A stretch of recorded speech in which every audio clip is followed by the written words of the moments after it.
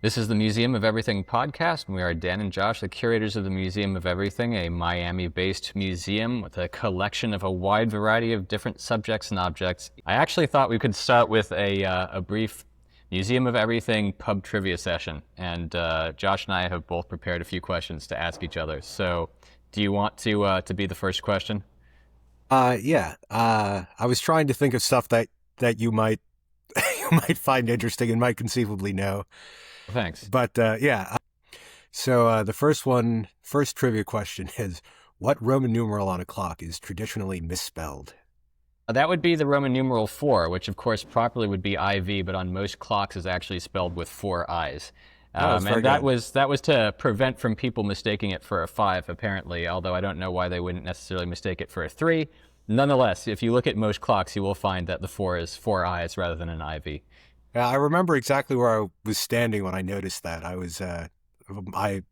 My computer had been bitten by a parrot, and it had to be repaired, and I was in a... Your computer had been bitten by a parrot. Yeah, the screen had shattered. I was in an off-brand laptop repair store, but they had sort of an old-fashioned clock which didn't match the decor, and I was looking at it, and I just suddenly noticed that it was 4 I's instead of an IV. In any event, good work. You're 1 for 1. All right, I actually have a Roman-related question also. So my first question to you is, of the Roman holidays, the Saturnalia, the Paternalia, the Terminalia, and the Regifugium, which of these did not take place in February? The Saturnalia was in December. That's correct. The Saturnalia, which was a holiday where people switched places and the slaves were allowed to issue commands to their masters for a day and so on and so forth. It was a topsy-turvy holiday. Merry misrule. All 3 other holidays and more besides were in February. February was the traditional end of the year in ancient Roman times, and so most Roman holidays took place in February. The Terminalia is my favorite, celebrating the Roman god Terminus, who is the god of boundaries and property markers, and just an interesting god to have a special holiday for. And he was honored on the 23rd of February, and after that is where they used to stick leap year. In the Julian calendar, when you needed a leap year day, they would pause February after the 23rd, insert the leap day then, and then carry on with the 24th as though nothing had happened. Anyways, so we're 1 for 1 now in Museum of Everything pub trivia. What is your next question? After the French Revolution, officially this happened in 1797. The process was begun a few years earlier, but in 1797, Avignon was officially annexed to France. Where was it before that? Is who owned it before it was annexed to France? Yeah. Was it a solo dukedom? Nope. So it was owned by not a different. Bad guess. It was owned by a different monarchy. In a sense. Not a monarchy? Not in the conventional sense. Well, you know this. Just think deep. Go deep into the recesses of your memory. What do you associate Avignon with? The Burgundians. That's right. It's part of the kingdom of Arles, the kingdom of Burgundy. And to an extent, I don't know. Who lived in Avignon for about 100 years, I guess. I think it was 81 years or something. A succession of figures. I thought they were just dukes.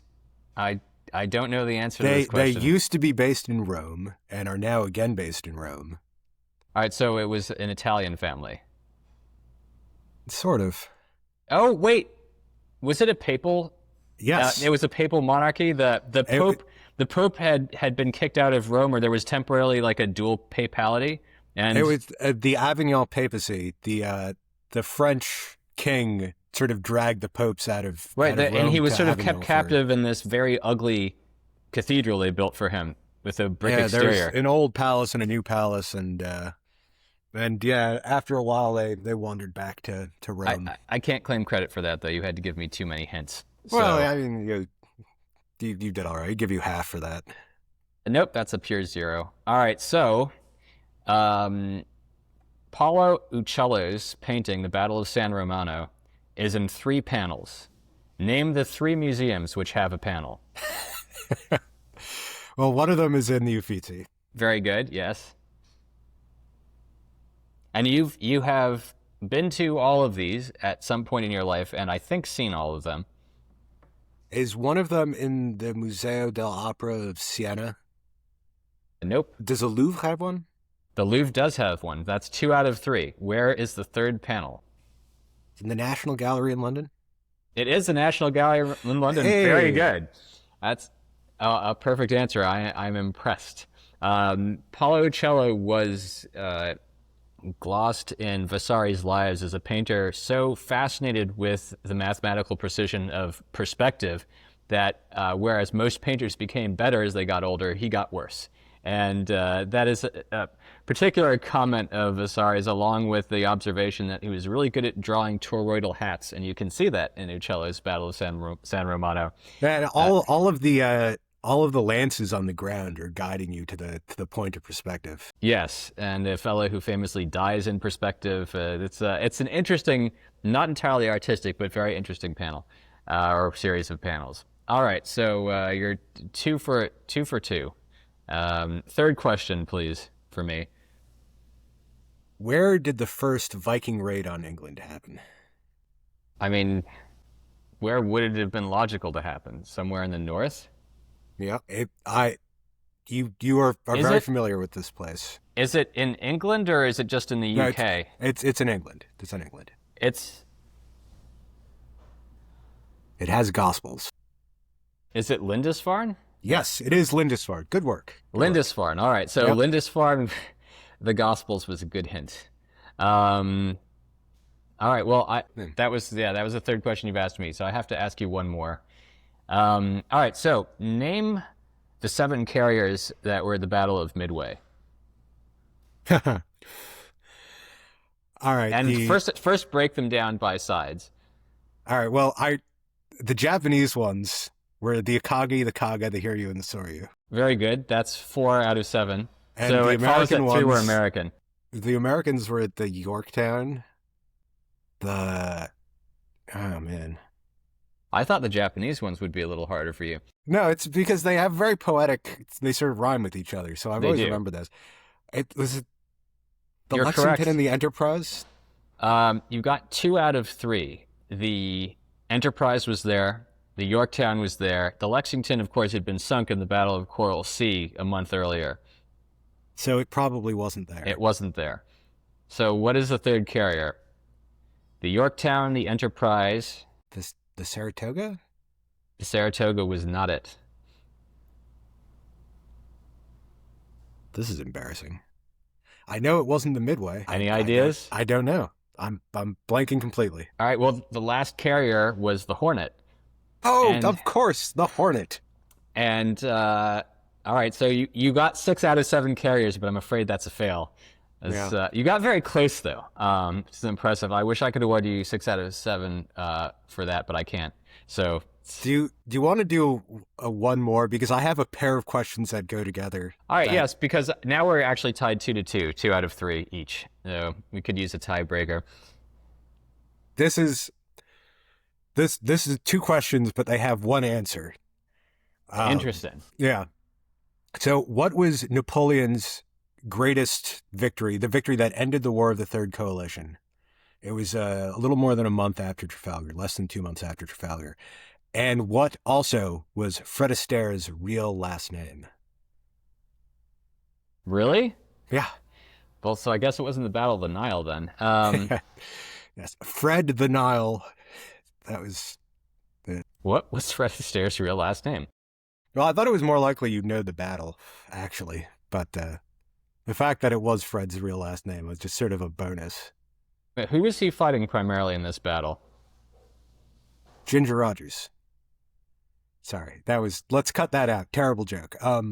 He was fighting the entire Third Coalition. So but was he facing the Austrians? It was principally the Austrians and the Russians, I guess. The Austerlitz? Yes, good work. Austerlitz. Frederick Austerlitz. That was Fred Astaire's real last name, Austerlitz? Yes, it was. Yep. That's the only reason I didn't want to give that answer is because I thought that sounded ridiculous. The Battle of Austerlitz. All right. Yep. Surprise. All right, I have one more for you, which actually I thought you would be pretty dandy at, which is name a mountain range on each of the 7 continents. There are mountains in Australia? There are mountains in Australia. There's that really big piece of the single stone. I think it's one of the largest single formation stones in the world in the outback. I can't think of its name, but are like the Melbourne Mountains, the Canberra Mountains, the Great Barrier Mountains? I mean, you're close with the Great Barrier Mountains. The Barrier Mountains? The Great Dividing Range is... Great Dividing Range. Okay, yes. Well, so I didn't know that one. I can do the others. Do the others anyway. Well, we have the Himalayas separate the subcontinent of India from the continent of Asia. The Ural Mountains separate Asia from Europe. So, well, we won't count them in either. It'd say the Alps for Europe. There's a famous fake mountain range in Africa called the Mountains of Kong. Someone put this on one of the first maps of Western Africa, and it was copied by everyone after that for hundreds of years, and no one realized it was completely made up. But I think there are actually Congo Mountains. I don't know. But there's the Table Mountain in South Africa. We'll count that. There's the Great Rift Valley, which has mountains running along it in East Africa. There are the Andes in South America, and of course our two great mountain ranges in North America, the Appalachians and the Rockies. I mean, you're very close. You did miss the Australian mountains, though. So yeah, well, so if we're going to treat that as a tiebreaker, then I guess I have won the initial round of... Yes, well, this idea of asking a 7-part question twice and me getting 6 of each, I mean, that's 12 of 14. But it's yes, but you know, it's close is only good in hand shoes and horse grenades. Hand shoes and horse grenades. Oh, a horse grenade. That's why you have to be exact, otherwise things don't make sense. Yeah. So I enjoyed making these. These were good. I did too. So and of course post your personal scores in the comments. In the initial round of the Museum of Everything pub trivia, I have got 4 questions to Josh's 3. Yeah. All right. Well, anyways, shall we move on to the actual subject of the day, which was you wanted to do a discussion of honorable mention space missions. I did, because there were a few more missions than we covered, and there were some other important ones that I thought deserved a little attention. Certainly, your list left off all the Mercury flights, except for one, and not even the most important Mercury flight, so... perhaps we ought to go over those. The first American in space, the first American in orbital flight, the first Gus Grissom in space. Yeah, well, so those are all on it. We can start with Freedom 7 was Alan Shepard's flight. Everyone thinks that the 7 was for the 7 Mercury astronauts, and that was the theme that they went with. All of the Mercury missions were named something 7, Freedom 7, Liberty Bell 7, Friendship 7. Actually, it was the 7th Mercury capsule. So that's why it got that name. That is the 7th iteration of a Mercury capsule? Right. It was because there were... Are you sure? That seems improbable somehow. It was a Mercury Redstone 3, but there had been sort of dummy flights, tests on smaller rockets just to test various procedures, and the escape thing and the escape rocket and an Atlas test. I think it maybe. But the astronauts themselves are often referred to as the Mercury 7, and presumably that refers to their number. That's why they kept it up with the 7, because when it was announced, everyone thought he was honoring his comrades, and that sort of became the theme. But originally, it was going to be called 7.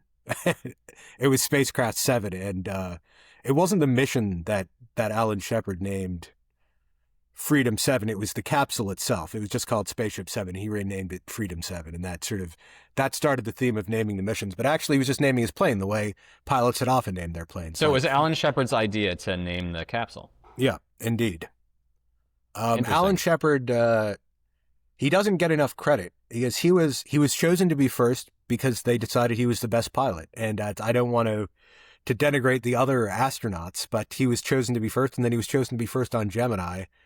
But he was scrubbed from the flight rotation because of an air problem, and he would have made the first Apollo flight too, probably, if it would have been either him or Gus if he hadn't still been suffering from the ear problem. The inner ear problem seems to have plagued him for a long time, since that was the reason he wasn't on Apollo 13 as well. Yep, it was a flare-up of that.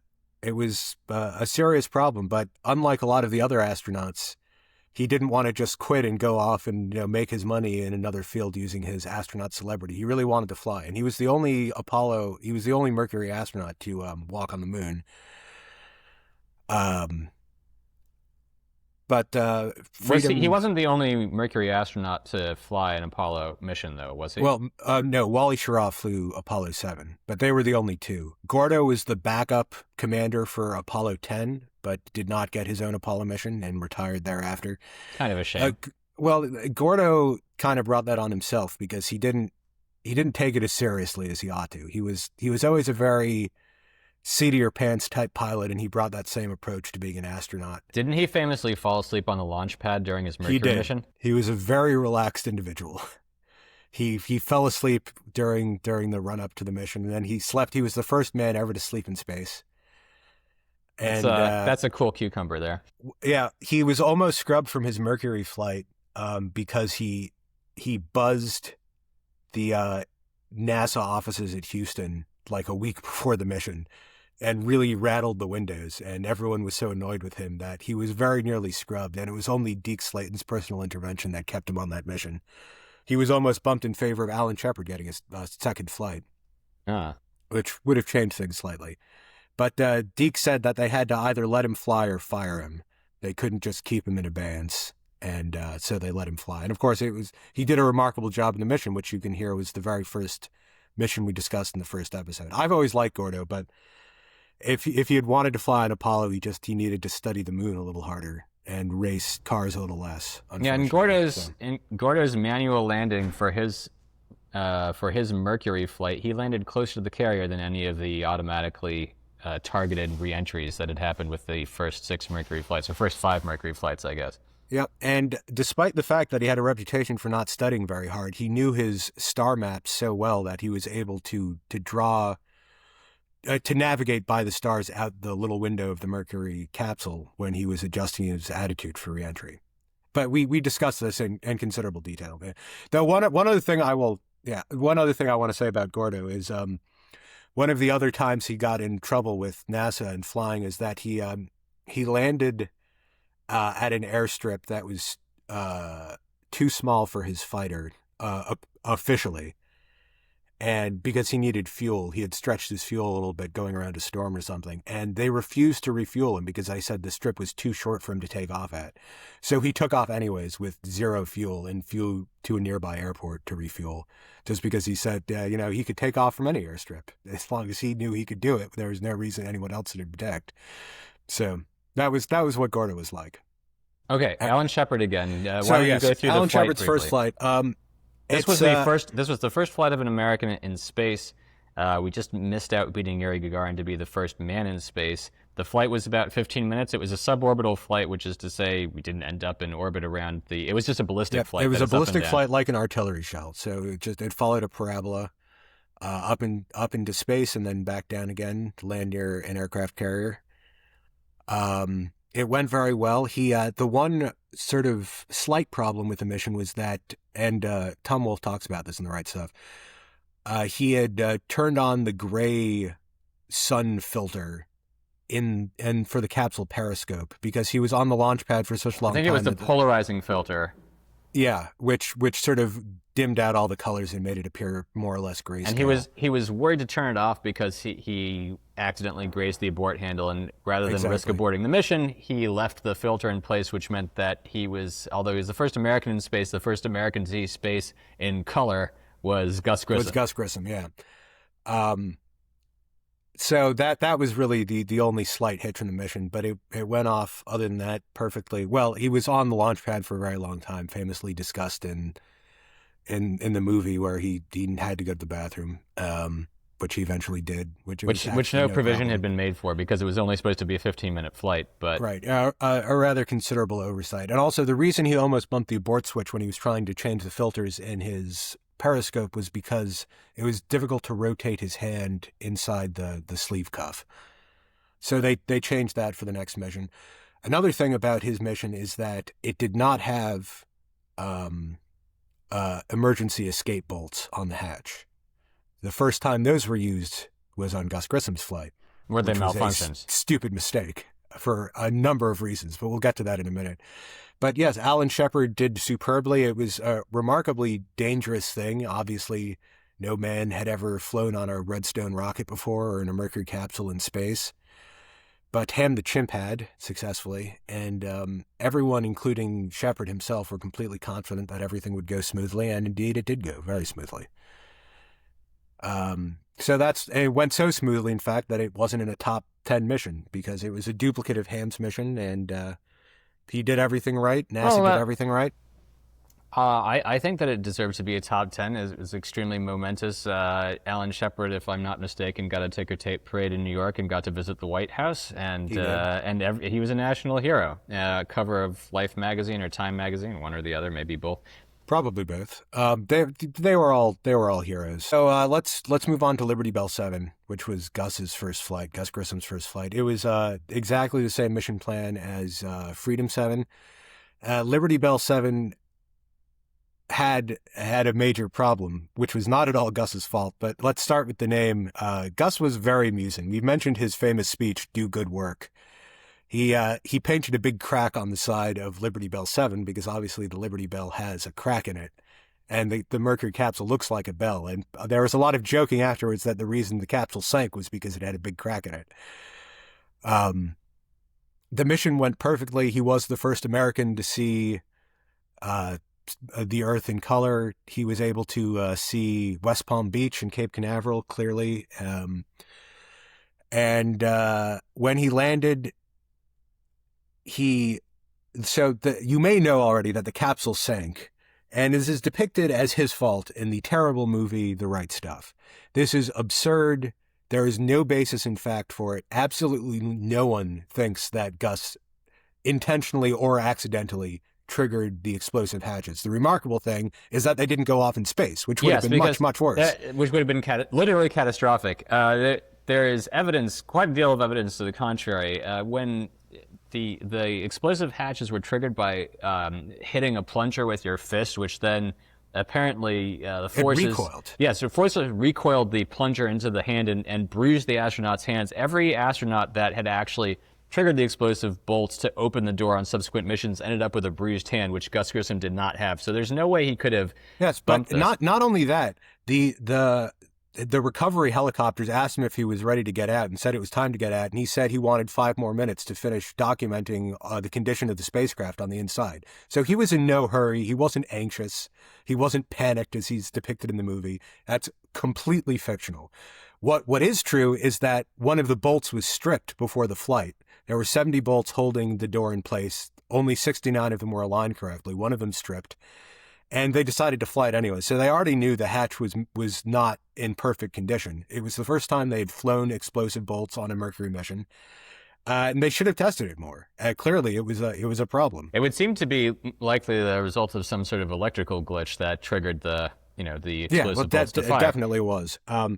After the hatch blew open, Gus got out of the capsule because it was swam away. And the idea was we should explain. The idea was first the helicopter would hook onto the capsule, holding it just slightly, sort of at surface level in the water, preventing it from flooding. Then once the helicopter had hooked on, the door would be opened and the astronaut could come out and the capsule could be hoisted up, and the astronaut separately would be hoisted up. This happened in the wrong order, so that before the helicopter had hooked on, the door mysteriously blows open and the capsule, water floods into the capsule. Gus gets out of the capsule because otherwise he would drown.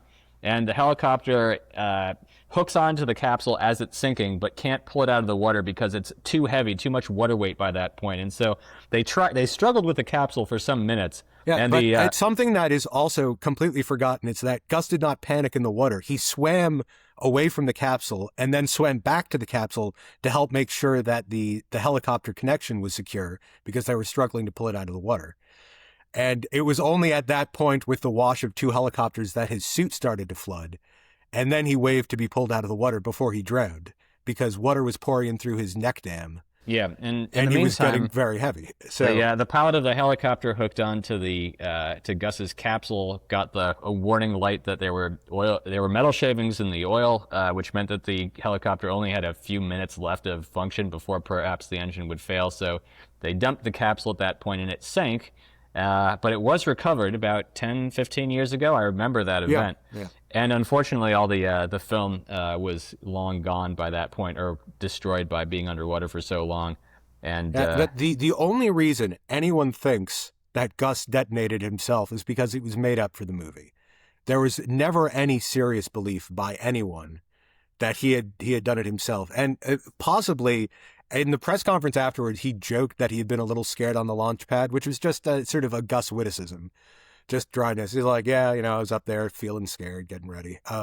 But it's no one at the time. It wasn't until the movie came out that people started treating this as a possible scandal. If there had been any suspicion whatsoever that he wouldn't have been chosen to fly the first Gemini mission, and he wouldn't have been chosen to fly the first Apollo mission. Exactly.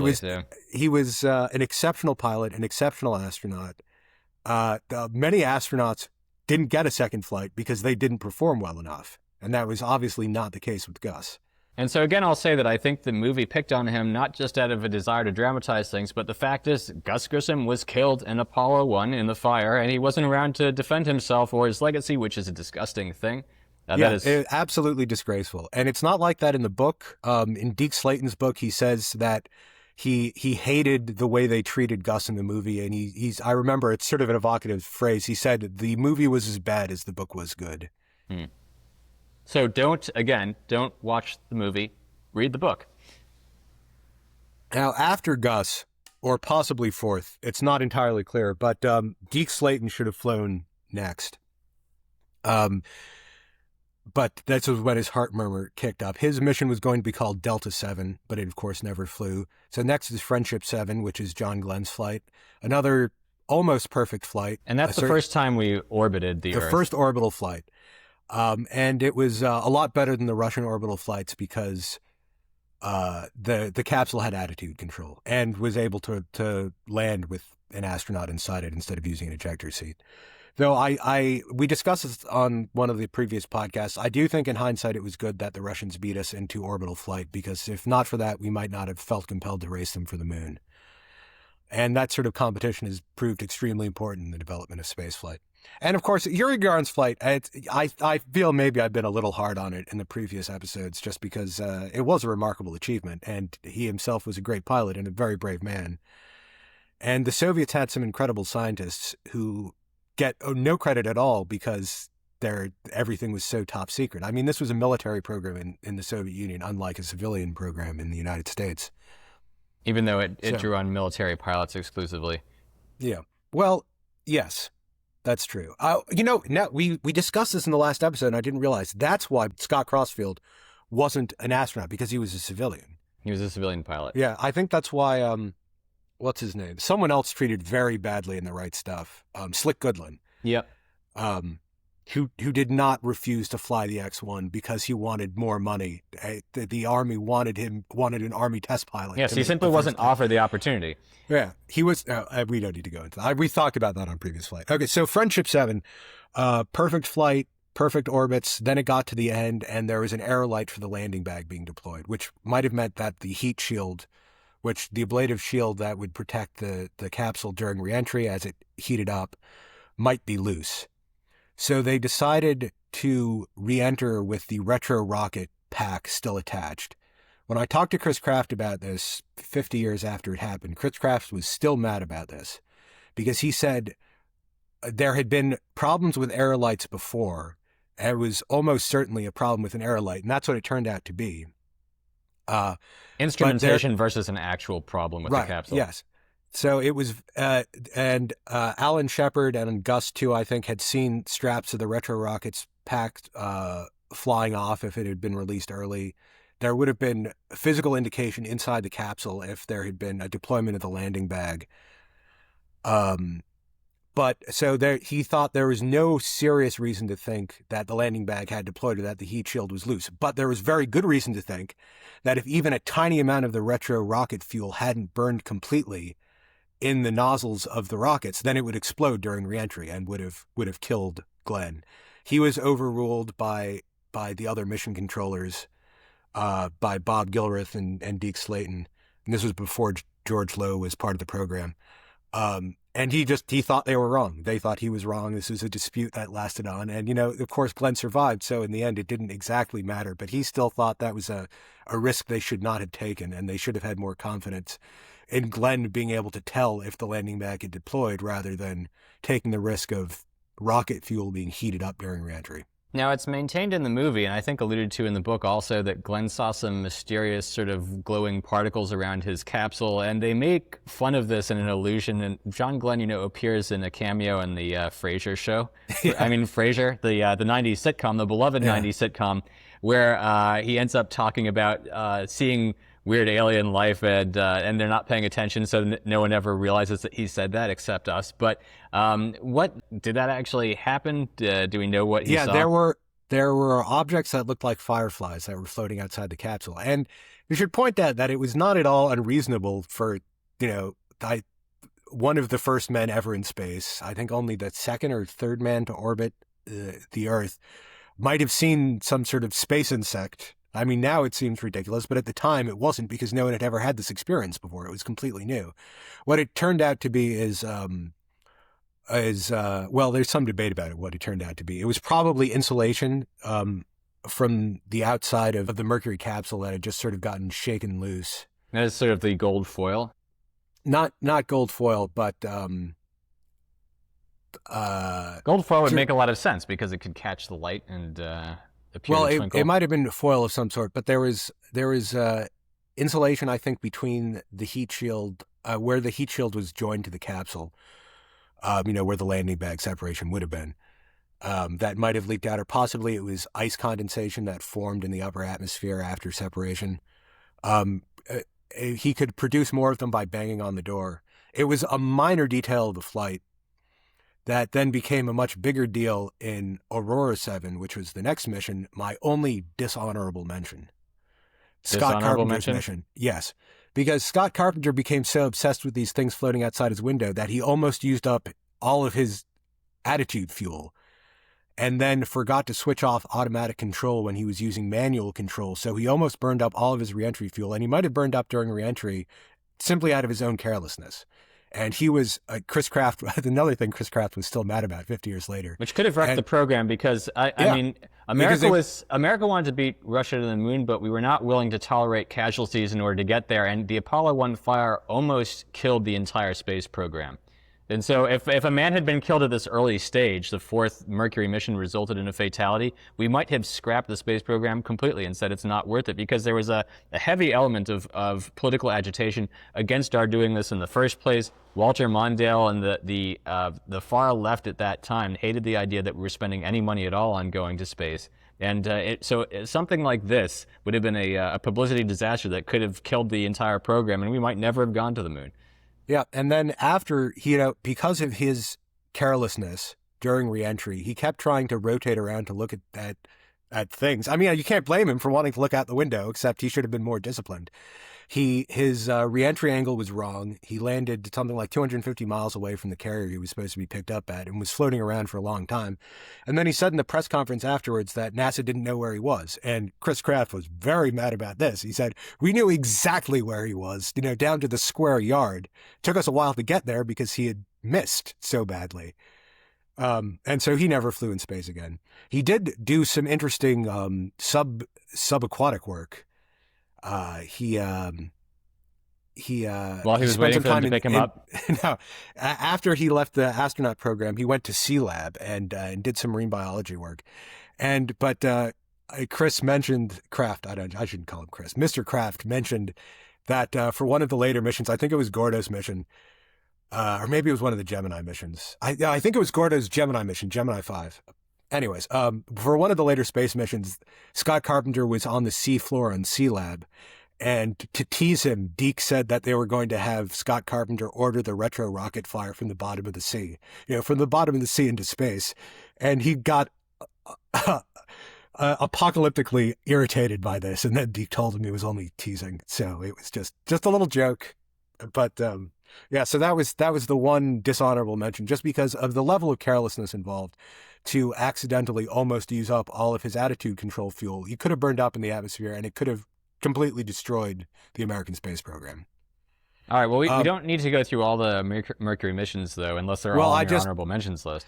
Well, there's only one more to do, which is Sigma 7, and it was very much like Apollo 7 in the sense that after the catastrophe of Apollo 1, Wally Schirra, who was an absolute by-the-book, very focused, old Navy test pilot operator, was brought in to save Mercury by doing a perfect Sigma 7 mission because they were all a little embarrassed by Scott Carpenter's behavior. So, Wally he wasn't the absolute peak in the sense that he was never chosen to fly the first flight until after, Glenn had retired, Shepard was grounded, and Gus was dead. But he was a very, very good pilot, and he was a man to be relied on when they needed to clean up mistakes. And so just like Apollo 7, Sigma 7 came in and was an absolute textbook Mercury flight start to finish. And he should be credited for defending Gus after the movie came out by pointing out that. Well, that's actually a very important point, which I wanted to bring up, because even though Gus himself was dead, you'd think that the depiction of Gus Grissom in the movie would have outraged the astronauts who knew him personally. It did. It outraged everyone. Everyone who I've talked to connected with NASA, and all the separate interviews I've read and all the books, all hate that movie because it treats Gus so badly. And everyone really liked Gus. He was soft-spoken, he was extremely calm, he was very funny in a very dry, soft-spoken way. And I think he's a tremendous American hero, and it just, the way the movie treats him makes me very mad. And it also makes me very mad, I'll just say once more, the way it treats Slick Goodland, because I should point out that not only was Slick Goodland an incredible test pilot who is highly maligned by the movie The Right Stuff, he was so desperate to fight the Nazis that even though he was an American, he went to Canada and volunteered to fly in the RAF so he could get into the war before the rest of the United States got into the war. And he was a remarkable military pilot during the Second World War. So anyway, Slick Goodland and Gus Grissom, American heroes. And that covers all of my covers the Mercury missions, but of course, although we've already discussed it, Gordo Cooper's mission was the last, was it not? Yes, and it was the last Mercury mission. Which makes him the last man to fly in space alone. They had one. No, that's not true. We'll come back to that in a second. I'll just say that there was going to be one more Mercury mission because there was another Mercury capsule because Deke hadn't flown. And Alan Shepard wanted very much to fly another mission because his had only been 15 minutes and he hadn't been able to orbit. And he personally lobbied JFK. And JFK considered it and said that he was going to go with Bob Gilruth on this, and Gilruth wanted to go on to Gemini and not waste resources on another Mercury flight. If this last Mercury flight by Gordo Cooper wasn't the last time man has flown in space alone, then what was? So the last time, well, it happened many times around the moon. No, I'm not counting the command module, as that's not a complete space flight. No, well, it was a command module. The last solo Earth orbit by an American was Dave Scott during Apollo 9. When the LEMs separated. All right, but nonetheless, they went into space together as an Apollo trio, and they returned together. So I still don't quite count that as being alone. I'd say that's a technicality. The last man to make a solo space flight, start to finish. Then, well, I'd say no solo space flight was ever more solo than the command module pilots when they were on the far side of the moon by themselves. They couldn't talk to the men on the moon. They couldn't talk to anyone on Earth. It was a total blackout. Most alone any human being has been in history, in a certain sense. Perhaps. But in any event, let's go on to the Gemini honorable mentions. There's Gemini 4, which we talked about, the first spacewalk, which was a remarkable achievement. I didn't think it was a top 10 achievement, but still a very, very impressive. No, I think it certainly is. Now, not only is it the first time we got out in space, which I think makes it a definite top 10, it produced some of the greatest photographs from the entire space program, I think. I think there were two.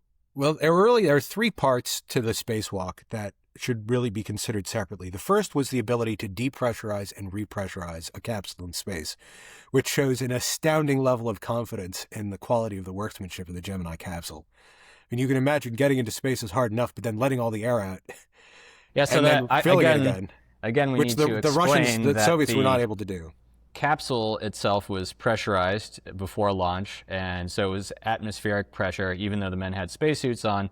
Then, when it was time for them to do a spacewalk, they sealed their spacesuits, pressurized them internally, and depressurized the environment in the space capsule so the door could be opened. That required them to equalize the pressure with a vacuum of outer space.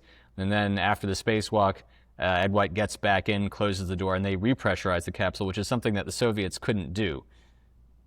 Yeah, we talked about this a little on one of the other podcasts. The Soviets had to use an inflatable airlock, which almost killed Alexei Leonov. Interestingly, I didn't know this until I just happened to be reading the other day, preparing for this podcast, that Alexei Leonov had been chosen to be the first Soviet astronaut to walk on the moon before it was scrapped for after Apollo, the Soviets pretended they had never had a moon program. And he was a little disappointed by that, obviously. In any event, yes. So the other two parts of the spacewalk that were remarkable were obviously the ability of NASA to make a spacesuit that could withstand the true vacuum of outer space. Several of the astronauts talk about this in their memoirs, that they had vacuum simulators in Houston and on the Cape, but they couldn't produce a true vacuum anywhere near the vacuum of space. No one can. And so the fact that the suit survived, whereas Alexei Leonov's almost killed him by ballooning up like a balloon, was another remarkable achievement. And perhaps the most interesting part of it was the hand controller, which was a literal jetpack. It had jets that could shoot in various directions. And it was a sort of a control wand that you held in your hand. Yeah. It looks sort of like a small crossbow. If you haven't seen a picture of it, though, I recommend, as Dan says, these are among the most remarkable photographs ever taken. And strongly recommended you go look at them, or go look at our first podcast, which is on YouTube with all these pictures attached. So that was a remarkable achievement. Gemini 5 also gets an honorable mention for being the first long-duration space flight. It was a week. Pete Conrad and Gordo Cooper. It was Pete Conrad's first involve mission. Any EVAs? Because it's a long time for two guys to be in a capsule. It was no EVAs. It was just to test long duration. And Pete Conrad had really wanted to make this specific flight because there are originally almost 9 Mercury astronauts. Jim Lovell and Pete Conrad were going to be 8 and 9. Pete Conrad was bumped because the psychologist said he was not suited to long duration spaceflight, which turned out to be absurd. He spent more time in space than anyone else except perhaps John Lovell. But then, he made 2 Gemini flights, and then he commanded Apollo 12, and he stuck around till the very end because he really wanted a second moon landing. Everyone else had retired. He stuck around. He ended up commanding Space Lab. Why did the psychiatrist think that he wasn't suited for long-term space flights? It was just such an imbecilic decision. He had some test that he had come up made up. Yeah, it's not like they had anything to go on. There was no one else had ever been in space when this decision was made. By the way, Jim Lovell missed out on Mercury because he had some kidney stones, I think. So that they were both in the next group, the next 9, so-called, the group that included Neil Armstrong too, and John Young, and a lot of other great guys.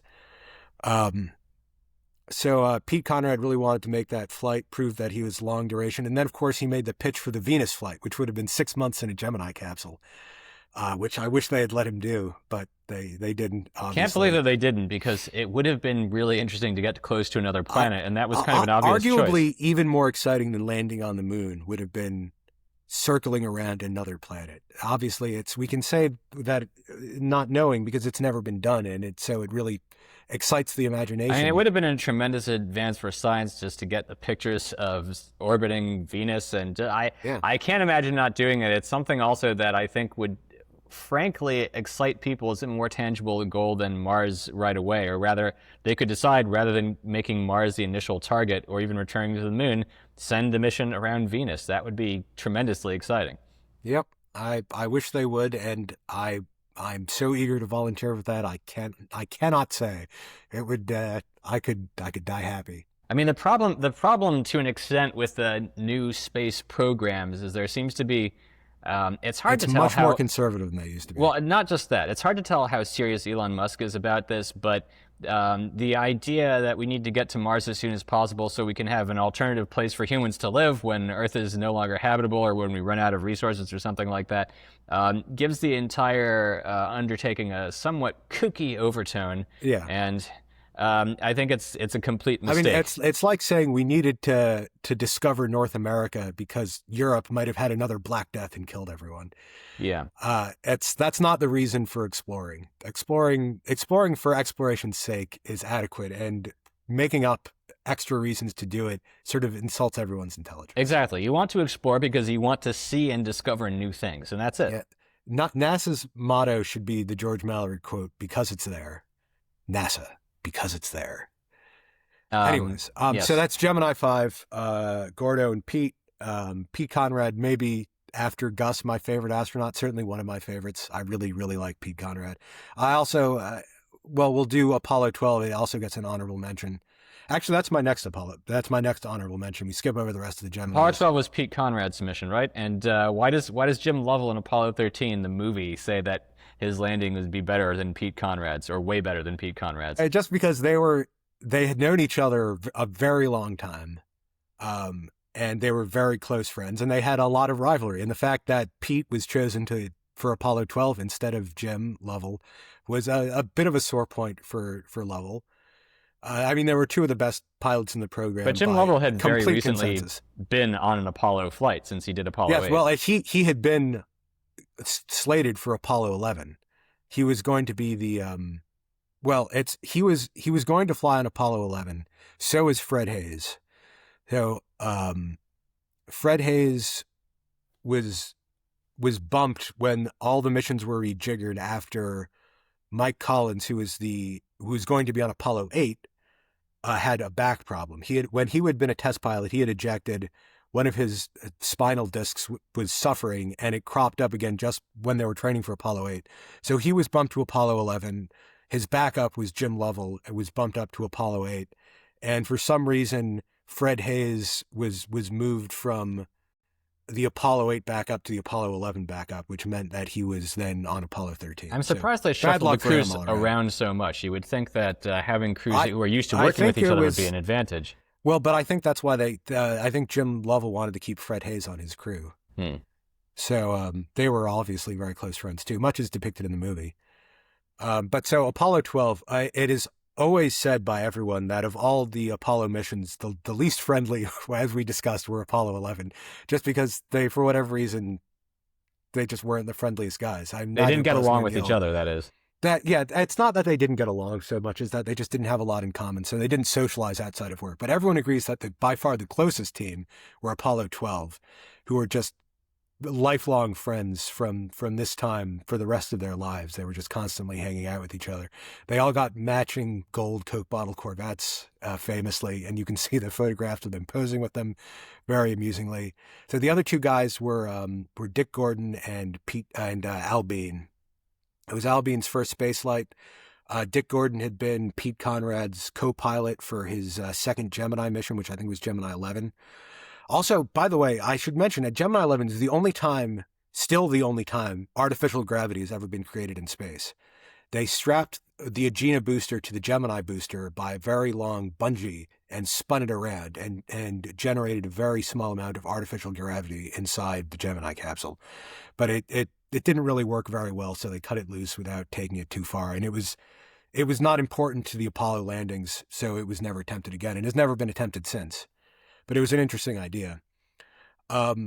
Pete Conrad was scheduled to command Apollo 18. The movie Apollo 13 says that it was Fred Hayes. That's not true. Fred Hayes was going to command Apollo 19, but that was also scrubbed. Dick Gordon thought he would command Apollo 18 right up to the very last moment because Harrison Schmitt was on his crew. But Deke Slayton didn't think it was fair to Gene Cernan to bump the Apollo 17 crew. So he wanted Apollo 17 to fly as planned, even without Harrison Schmitt. And then it was Congress's intervention that moved Harrison Schmitt from the Apollo 18 crew to the Apollo 17 crew, Schmitt being the professional geologist. And Conrad took it with such good grace. I've always really admired him. And he was an exceptional command module pilot. He orbited the moon on Apollo 12. He did say that the saddest moment in his life was seeing the LEM depart to land on the moon and wishing that it could hold a third man, though he didn't mention this until some years later. Well, imagine that as trying to go to the moon, the purpose being going to the moon, but one man of the three-man crew always had to stay in the command module orbiting the moon while the other two men went down to land, and that must be the toughest role in history. Yep. And the way he talked about it made me just so astonished that several men had passed up the opportunity to walk on the moon when these other men had so desperately wanted to do it, especially Pete Conrad and Fred Hayes. It's remarkable the I guess, dispersion in character types among the astronauts, because you find, again, these guys who would have killed for another opportunity or want to go back a second time, which I think is easy for us to imagine at least, but then a surprising number of astronauts who passed up the opportunity to go even once. You know, after they'd made one or two space flights, they'd had enough and they retired and went to other fields. Yep. They were of course, internationally famous at just flying in space once was enough to do that. I don't suggest that that's the reason, of course, but it is surprising that a man could be offered a chance to go to the moon already in the astronaut corps and turn it down. Yeah, and John Glenn retired right after his Mercury flight. He didn't stick around at all. And if he had stuck around, he would have been the first man to walk on the moon, even though he never reached that level of discussion just because he retired so quickly. Why do you think he retired so soon? He wanted to go into politics. That was pointed out in the book, that he had always been a gifted public speaker. He always had an eye for the main charts, as it were. But is that really the main reason? Chance. Yeah. The main chance. I think it was the reason. And he did go into politics, and he was a senator for a long time from Ohio. That was his ambition rather than spaceflight. For some men, their ambition was walking on the moon. For some, it was flying in space. For some, it was, for many men, politics is their lifelong dream. So among the Mercury 7, who got along the best? Well, just as depicted in the movie, Glenn and Carpenter were very close because they were very clean cut guys. You know, they were always talking about they were always giving somewhat puritanical speeches about the values that should be represented by the astronauts. And they did their morning runs together and so forth. Yeah, which is not to say that there was misbehavior by the other astronauts. So there was some misbehavior by the other astronauts. Deacon Gus and Gordo were all very close, particularly Deacon Gus. And Gordo and Gus raced together, I think at Indy, and they raced together at Daytona. Al Shepard was, he got along with everyone, but he was also quite temperamental. Famously, his secretary, she had photographs of him smiling and photographs of him frowning, and she would change it outside his door like a nameplate on his door so people coming to talk to him would know what sort of mood he was in that day. He became head of the astronaut program, head of the astronaut office, when Deke sort of moved up to an even higher level of running the Apollo program while he was grounded. And he was a perfectionist, and he didn't like anyone else messing up around him. But he was very, very good at his job, so no one resented his moods. One other thing I'd like to discuss is the mission control, where that came from, because it wasn't you didn't naturally assume that you need something of that level of complexity. It sort of emerged organically, but it had to be someone's idea. And of course, there is a difference between mission control and launch control. They didn't both happen from the same place on the Apollo missions. In Mercury, they did. No, but I mean on the Apollo missions. Right. On Mercury, it was all controlled from Florida, and that would make perfect sense, and it should still all be controlled from one place. The reason it was moved to Houston is because the greatest supporter after Kennedy's death, and even really before Kennedy's death, was Lyndon Johnson, the senator who had been the senator from Texas and then was vice president and then president from Texas. And so it was moved to Houston and is now named the Johnson Space Center to basically, I wouldn't say to bribe him. It wasn't graft, but it was sort of to thank him for being such a big supporter of the program. I don't want it to sound like I'm implying corruption, because that's really not what it was. It was just sort of a thanks for scratching our back, so we're going to scratch your back by building this in Houston. But nonetheless, they had to move a lot of men who would have just naturally been in the Florida program and in a single sort of unified command center had to be in Houston instead, where they didn't launch anything. And so it didn't entirely make sense, you could say. No, and it still doesn't, but that's how it works. All right, so how did the whole mission control evolve, or flight control? So it was designed by Chris Kraft and Bob Gilrath. primarily. And then as things went on, also Deke had a lot of input in, and the other astronauts had a lot of control. And some of the other designers, Max Faget, who was, I think, the primary designer of the Mercury capsule, was a big part of that. But Chris Kraft was always the presiding genius behind flight control. And he was the first flight director. And he was always just called Flight. And he trained his replacements, and he realized that every step of the mission had to be thought out very precisely in advance, because there would be no time during a mission to work things out. Everyone had to know exactly what to do in advance. And it's remarkable the level of preparedness that was reached through simulations, both with simulations of every part of the mission with the capsules. I mean, you can see the mock-up capsules for things like the Gemini docking simulator, which was just a giant Gemini capsule built in a warehouse with a giant Gemini dock collar at the other end, so the men could fly simulated dockings on the ground. So when they went in space, they knew exactly what to do. I think the simulated Apollo docking, I mean, the Apollo docking simulator is even more interesting because they were maneuvering a camera that would zoom in on a little model.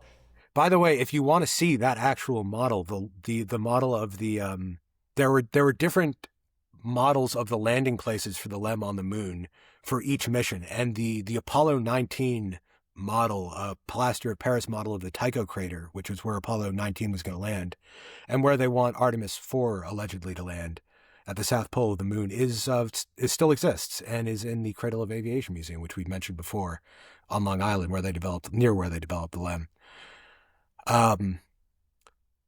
Yes, the procedures that Chris Kraft developed for every stage of the mission, and breaking down every part of the mission into a specific job, the electronics, the guidance, the navigation, the communication, and having one man learn everything necessary for each stage, and then his being in charge of it for the mission, and then relaying that to a central flight director. That was all his design, and of course that's still used today. Why did the movie give such... I mean, the Apollo 13, which is an excellent movie and highly historically accurate, as we've discussed, if we recur to it often, it's just because not only is it one of the greatest films of all time, but it gives you an accurate picture of a lot of the space program at that time. I'm curious, however, why it gives such primacy to Gene Kranz and basically eliminates Chris Kraft from the storyline. Well, there are characters in the movie who you sort of assume are meant to be Chris Kraft and Bob Gilruth, who are always there in all the photos if you look at the photos behind Gene Kranz. But ultimately it was Gene Kranz's responsibility. He was the flight director for that mission, and there are other flight controllers who, because he wasn't working 24 hours a day, they needed shifts. I think it was 8 hours, 8 hours, and 8 hours. I assume for the sake of simplicity, I mean, in storytelling, they sort of rolled all the flight directors into one man.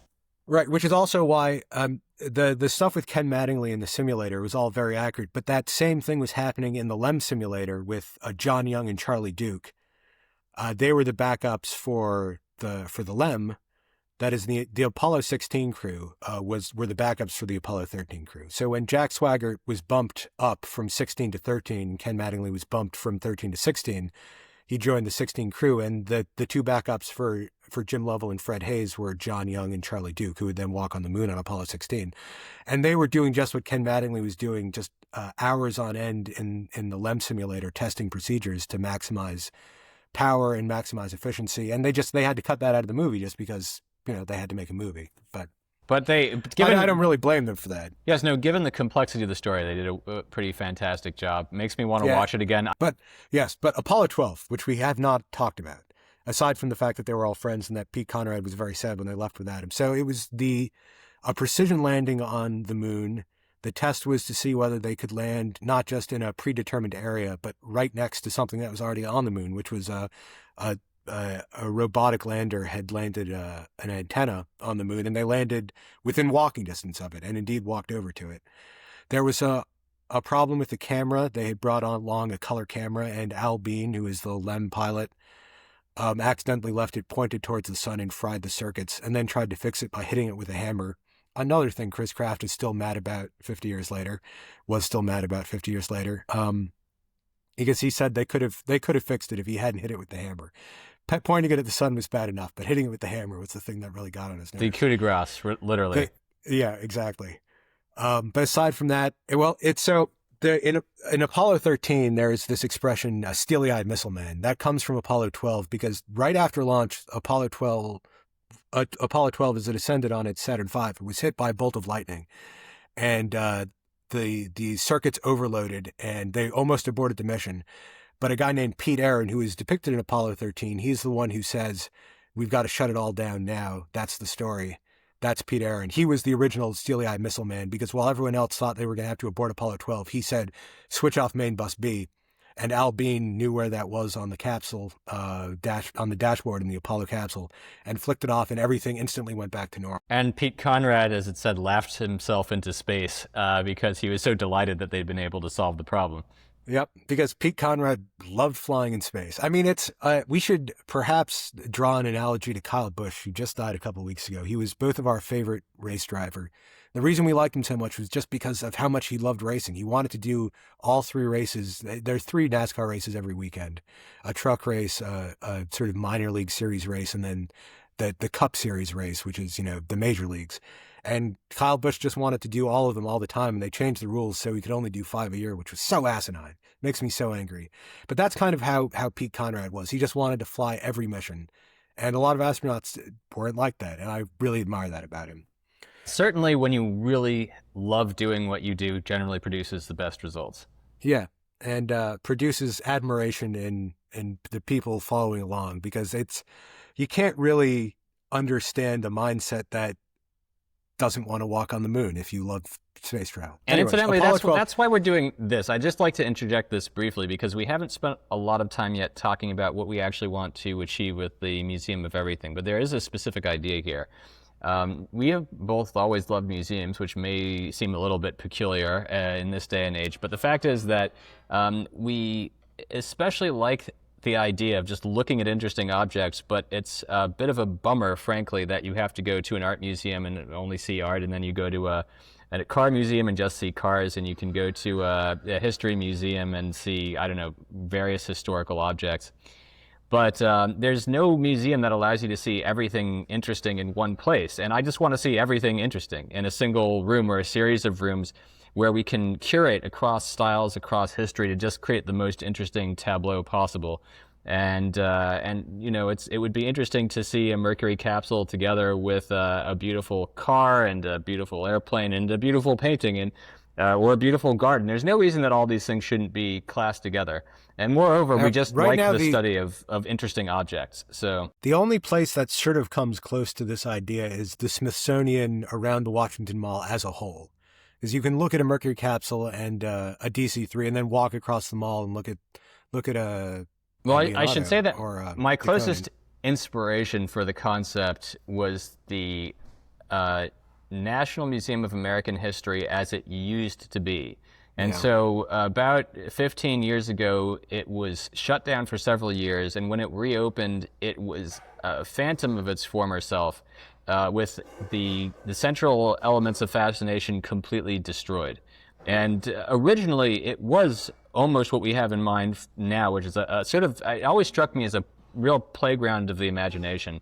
That is, one would go in and be confronted by a gigantic Foucault pendulum suspended from a cable several stories above, and you could watch as the Earth rotated slowly, and it would knock down these pins. And then next to that, there was the actual Star-Spangled Banner, which was hung up, and every half hour or every hour on the half hour, something like that, they'd play the national anthem, and the flag would be revealed. It was a really moving moment. But then they had a collection of American cars and steam locomotive and maquettes of turbines and things like that. Just everything jammed together. Obscure American currency. And which I've always really liked. I love a mint stamping metal. I love that. But the really interesting thing is that although this crossed many genres, these collections were thrown together in a way that just always, it made it as though your imagination were always racing to take it all in. And I really loved that feeling. And I've never been able to recapture that since they redid the museum.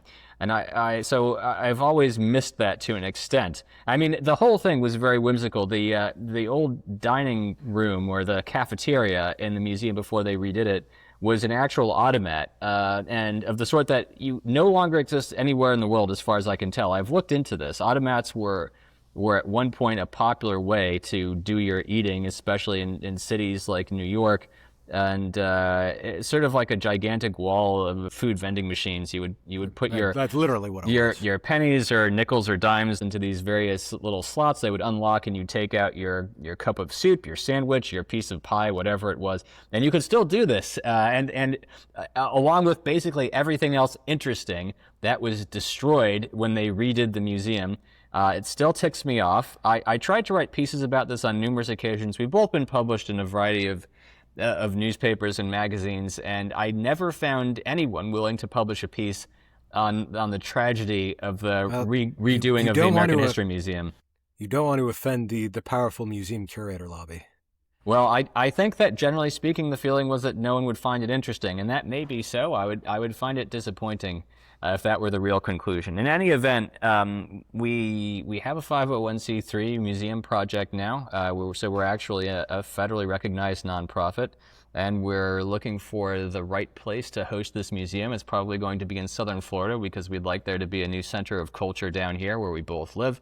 We love Miami, but the museums could use a little work. And we'll be working on assembling collections of interesting objects. And fortunately, there are really numerous opportunities in this field. There are an almost infinite variety of interesting things to put together, and I think a lot can be done in the curation. And I don't think that anyone curation is, of course, a tremendously political task, and the major curators of America's and the world museums, the great museums of the world, have to be politicians because they're courting donors and so forth. But I think curatorship is properly looked at in art that has never really been fully exercised because no one has ever had complete scope with no restrictions in terms of what gets displayed, what collections, what sort of cross-pollination of genre and so forth. So I think that there is a unique opportunity to create something fascinating, and that's what we would like to do here.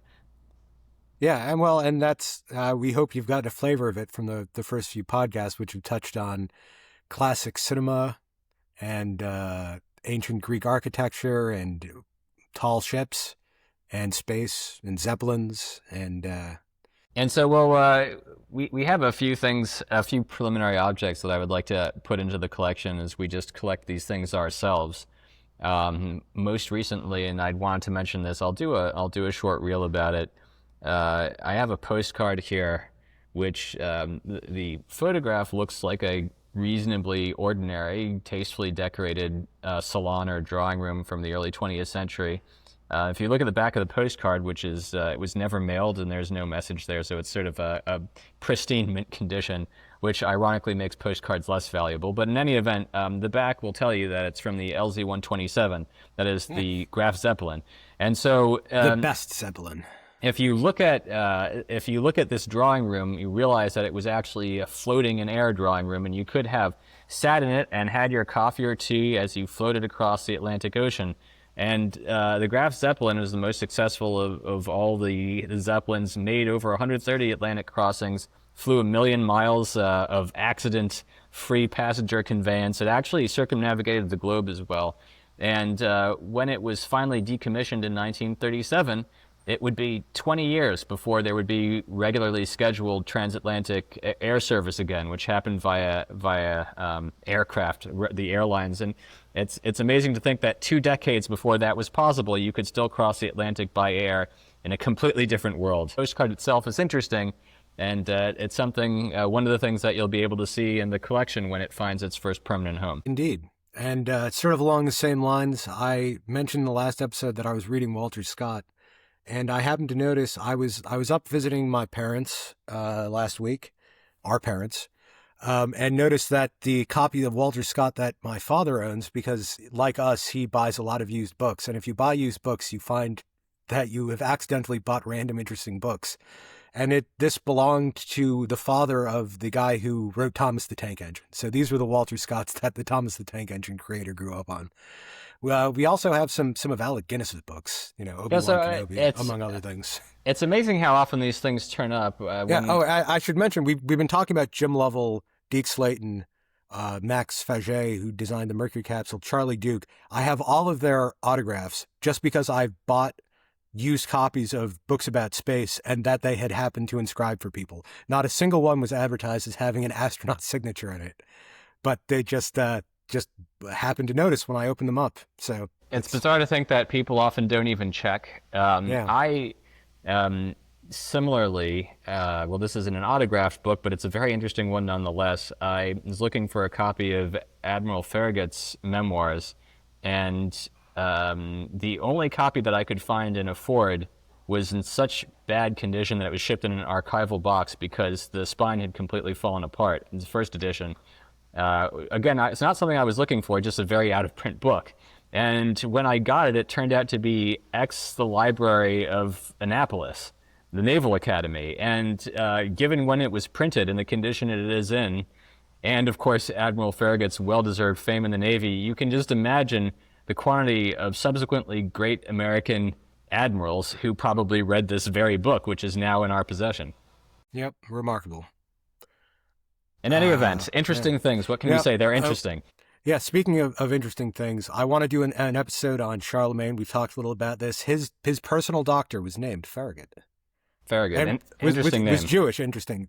People don't realize this. Charlemagne was extremely progressive in many ways. He embraced a lot of religious plurality. And he had a Jewish personal doctor whose name was Farragut. In any case, another episode for Charlemagne and Zeppelins, subjects that we'll repeat. I had two more honorable mentions, Apollos 15 and 16, but they were great. Look them up. They went perfectly. Yes, and so I think that we'll wrap it up for now and hope that you'll join us on the next podcast.